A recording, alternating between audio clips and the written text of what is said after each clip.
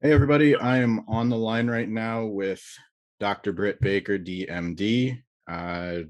No way around it. She has a huge match tonight. She's the one half of the first ever women's main event on Dynamite. She has an unsanctioned lights out match, anything goes against Thunder Rosa, somebody that you've been at odds with for the past few months, and now For we're too finally long. too For too long, long. but we're finally going to see it come to a head tonight. Very exciting day ahead. How you doing today? I'm good. I woke up. I feel good. I feel great. I'm nervous, but I'm ready to make history. Yeah, there's a lot of history involved, not only just for yourself but for the match. You were the first woman signed. You take pride, I guess is the best way to put it, in being the first at a lot of things in AEW. So what do you have to say about being part of the first women's main event in the company history? I mean, it's only fitting because I am the face of the women's division. So there's literally nobody else that could be in this main event and have it be what it needs to be except myself. I am a star. Okay. I should be main eventing all the time, and I will main event all the time. This is sure the first women's main event, but it's one of many, and all I'm gonna do is display why I am the face of the women's division. That leads me to my next question. You guys almost are auditioning in a way where, do you feel like this is going to finally stop the, oh, when are they going to main event next? It's just going to be a regular thing now. So this is the first, major feud, I think, where we have a lot of time built in this story. We don't like each other. We've had many how many pull apart fights to prove that. I wouldn't say it's an audition at all. This is just it's the first time the opportunity has come up, and of course there's gonna be more women's main events. Do you feel like it's going to, so if audition was the wrong way to put it, do you feel like this is going to maybe quiet fans down and just Oh it'll yeah, it'll just be absolutely. acceptable, like, hey, the Absolutely. I've been saying from day one that fans just need to be patient, and if they would have just listened to me and not bitch and moan and complain that the women don't get enough time or the women don't get enough matches, just that everyone just needed to calm down and learn and grow with us because we're a new company. We're just starting. I mean, us women had most of us had little to no TV experience. We're literally learning on the fly on live TV. Just patience is all it needed, and here we are, women's main event on Dynamite. on the flip side of that, what does it do to you as a performer when there's no way to ignore it to a point? Like, how do you feel about hearing like people it's mostly negative complaints about when, and you keep telling them it's coming, and then you know now it's finally here, like, but up until now, how does that affect you as a performer, just not being able to almost give them a definite answer? I think at the end of the day, it comes down, and maybe this is gonna sound too confident, but that's okay because I am confident. I am a star, and you need two stars to main event Dynamite. So unfortunately, my dance partner is Thunder Rosa. Is she a star? I don't know, but I can't wrestle myself on Dynamite in the main event. Okay, so we need people to rise to the challenge to be a suitable partner for myself, and I'm sure I could main event every Dynamite. I always bring main event energy when I come through the curtain.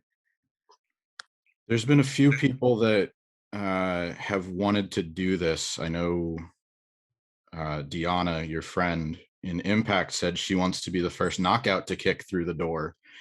Is that a first that you want to stake claim to? You want to be the first AEW woman to go toe to toe with the Impact roster? I welcome any and all challengers from any roster. Deanna obviously is very special to me. She's one of my best friends, and she has had a hell of a year. She's really overcome all adversity and then some. So if Deanna wants to dance, we'll dance. If she wants to be my tag partner, we'll tag. And anything Deanna wants, she can have because she's my girl. I won't say she's not a star, but you said Thunder Rosa is not a star. So I'm thinking, like, is Deanna Perrazzo, is she that star you need to Deanna compliment you is instead of just beating her up really good like you're going to do tonight? yes, Deanna's a star. Absolutely. Are there any other firsts you want to stake your claim to in AEW while we're on the topic of, first signed, first women's main event? Anything else come to mind that, you have on your agenda, or maybe that might surprise people? Hmm. I never really have any of these things on my agenda. They just come to me because, like we've said it 100 times, I am a star. I am the face of the women's division. But let's say I would love to main event a pay per view. All right. Be the first female, right? No females. No, yeah, I'd be the first female to main event a pay per view. Hope we get to see that sometime soon. I mean, you have three more pay-per-views coming up, so you certainly have plenty of time to make the case. I think you're going to make the case tonight. But just talking in general about where you've come as a performer in the past year, like you've added a lot of depth to your work. Originally, there was she's a dentist and it became a meme. Like what do you credit, your growth to, like evolving over the past year where you moved on beyond, okay, she's a dentist, now what? Now you have, you're not like a traditional heel, so to speak. You're taking your real life background and turning it up to 11, which, if we're being honest, a lot of greats in wrestling have admitted that's what they do. They turn it up. Yeah. So it's honestly the fans and their blatant disrespect for all my achievements and accomplishments and to make a mockery out of me because I do have two plan A careers. And I am a dentist and a wrestler and I'm successful in both. And because that became the laughing stock, it pissed me off. So now you know what? I'm not gonna sugarcoat it. I am better than all of you. I am better than pretty much everybody. I literally am a role model. That's not a joke, it's not a gimmick, it's not a character. I am a role model. I have two again plan A careers. Who else can say that? Nobody. So it really came down to just owning reality and shoving it. Now I'm shoving it down people's throats even more. And at the end of the day, it's just no filter now. Shoving it down people's throats figuratively and literally with that glove you like to use. So, Right. Exactly. uh, Exactly. That glove is the metaphor of my life. there you go. How much credit do you want to give Reba for complimenting your work? I know you guys have All an the credit. All the interesting credit. dynamic. She honestly, she really is the peanut butter to my jelly. Reba, I've said it 100 times. She is one of the most passionate females when it comes to professional wrestling. She loves it. She eats, breathes, and sleeps it just as much as I do. And this is much more than a deserved opportunity for her because she should have been the star of TV for a long time now. Her laugh is something else, but Well, we're working on that, but yeah, like I'm sure some fans don't know her background. They probably think she just came to AEW and it was this, new so thing, but So she's been an entertainer forever. She was a Dallas Cowboys cheerleader.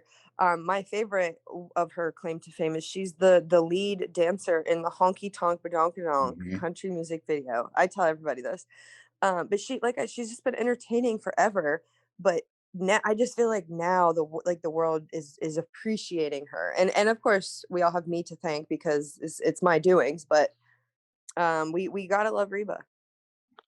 Yeah, absolutely. And another thing, like she was part of the Impact Wrestling Knockouts roster for a few years. She's a trained wrestler, so you know maybe we see her wrestle one day, maybe not, but she's doing great work at your side, and she compliments you. You said peanut butter to your jelly, but hopefully she stays with you for a while because you would She never will.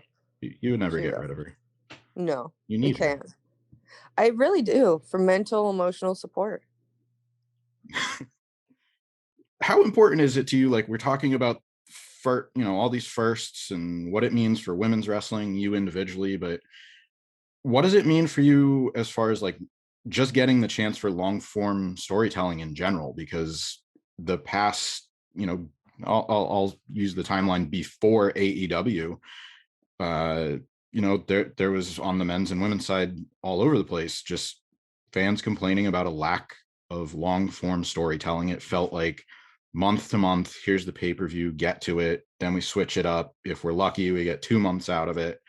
And you guys have really been going at it for the Yeah. past, the better part of 6 months almost. And, what does that mean to you just to get the opportunity to get a chance to tell a long form story and have room to breathe like that, where it's not featured every week and you get to revisit it and see what works and what doesn't? Well, for me personally, I think it really plays to my strengths, the long-term storytelling, because I love promos. I love getting to, showcase my creativity with promos. I love getting the time to think, what's really going to get under people's skin here. So certainly a longer story is I prefer that any day as a fan and as a wrestler. Um, but as far as like what it does for the women's division, I mean, we're showcasing the talent that we have and that we can put together a good program. And I've said it in every interview I've done so far that this match tonight's going to put a lot of respect on the women's division. Do you feel like it wasn't? I mean, I know we talked briefly about people asking when women are going to get this chance, but do you feel like you weren't getting proper respect or that people were disrespecting the work that you were doing? I don't know about saying disrespect, but wrestling fans always want to find something to complain about, right? It's you can't win with all of them, and that's fine. But we're main eventing Dynamite. The face of the women's division is main eventing Dynamite in a lights out unsanctioned match. If you can still find something to complain about, good on you, because that's a skill at that point.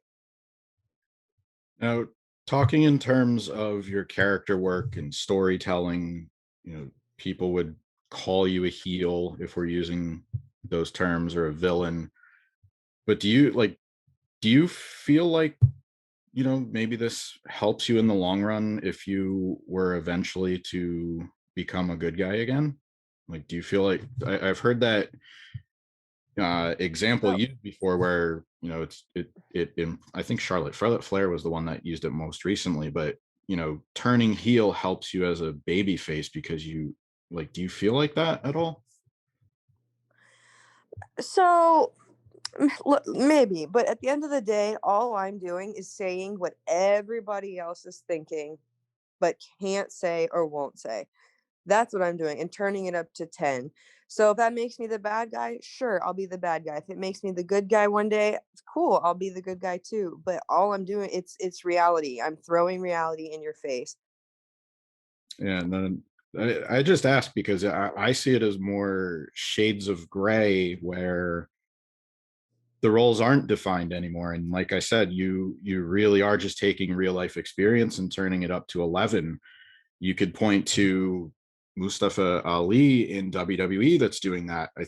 He said, I experienced these things, and when I was a perceived good guy, I didn't get to say those things. Now Right. this is giving me the platform. My character is giving me the platforms to do more things, to evolve and really comment on what's going on. So, I mean, do you look at it in a similar fashion where you're just taking advantage of your platform and really just saying and doing how you feel, how your character feels? Yeah, absolutely. Everything that I'm saying is honestly pretty much truly how I feel. And if I can add my own little twang to it to get under people's skin a little bit more, sure, I'll do that. And that's just my receipt for the blatant disrespect I got for my whole first 6 months in AEW. If fans are not caught up to your work yet, or you really want them to look at one of your matches and that really highlights who you are as a performer, can you point to one that before this one tonight, like, can you really point to one and say, what, this is my best work, this is who I am as a wrestler? Anything You come to know, mind? I could list a bunch. Nothing is going to prepare anybody for what they're gonna see tonight because it is lights out, it's unsanctioned. I want this girl gone. I want her out of here. I'm sick of her tarnishing the AEW women's division because at the end of the day, she's YouTube riffraff, right? So nothing is going to prepare anybody. You can watch all my matches. Watch my match with Nyla. Sure, I got eliminated from the tournament. It doesn't matter. I don't care because tonight is main event Dynamite, and I'm going to show you why I'm the face of the women's division. Uh, that's some strong fighting words. Is there anything else you want to tell fans before they watch this match besides YouTube riffraff, what they can expect from you and If Thunder you Rosa if tonight? if you miss this match tonight, if you miss watching this match live tonight, you will regret it for the rest of your life. If you're a true wrestling fan, this is a monumental match. You have to watch it. I don't know how you could sell it any better. You heard it from her, Dr. Britt Baker, DMD, the unsanctioned lights out match, main events Dynamite tonight. And I feel like I should say good luck. Stay safe and happy St. Patrick's Day. And thanks for your time today. Thank you. Same to you.